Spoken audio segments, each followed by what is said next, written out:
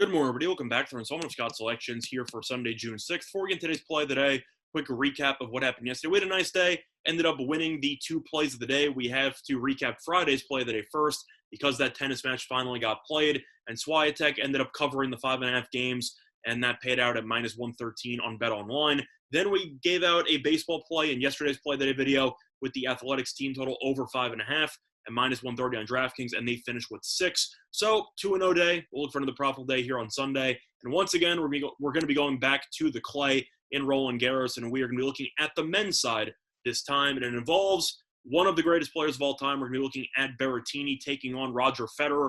And for this play today, we're going to be looking at the total, and we like the over 37.5 games at minus 120 on DraftKings. And don't worry, it's not taking place Sunday morning. It's taking place Monday morning, so you do have a lot of time to get this bet in. Now, looking at the actual line itself, great value on DraftKings, 37.5 at minus 120 in comparison to FanDuel, which has 38.5 at minus 125.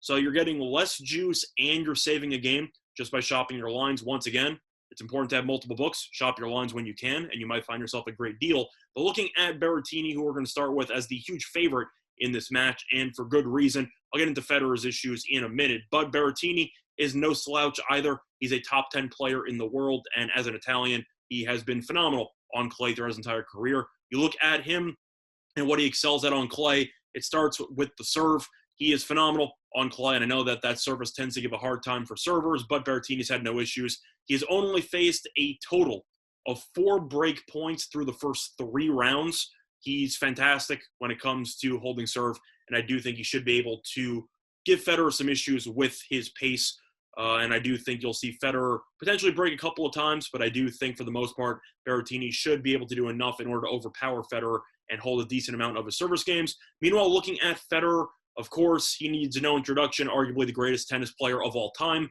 You can argue he's the best. You can argue he's not. Either way, he's still an all-time talent. And Federer has done pretty well so far in this year's tournament. Now, he's nowhere near where he used to be. Of course, at the age of 39, injuries eventually catch up to you.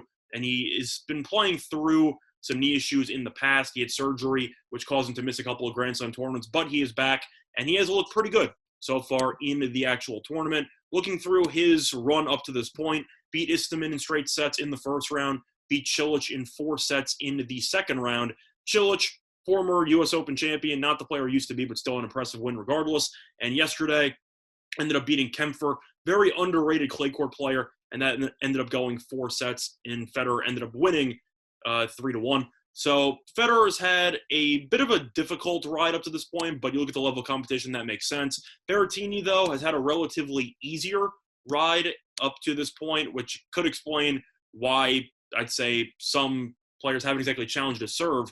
But I do think you're looking at a massive step up in competition compared to the likes of Taro Daniel, Correa, and Kwan. So I do think that even though Berrettini has rolled through the first 3 rounds, I think he'll see a lot more resistance in this matchup. But Federer, we know, is extremely crafty with his returns, and he's also extremely smart with his service game and his tactics and his ability to switch up his shots, and just the diversity that he has and the expertise that he has in a variety of shots, I do think could potentially give Berrettini some problems. So you're looking at a total of 37.5. You're doing the math in your head. There are multiple ways to win this bet. First of all, you could still win if it ends in straight sets. If Berrettini hypothetically wins in straight sets, you are not totally screwed because you could win with 3 tiebreakers, with 2 tiebreakers, and a 7-5. There are multiple ways you can end up winning this matchup with straight sets. But if you are assuming that Federer and Berrettini should probably go to at least 1 tiebreaker, which I think should happen because Federer has gone to at least 1 tiebreaker in each of his last 2 matches,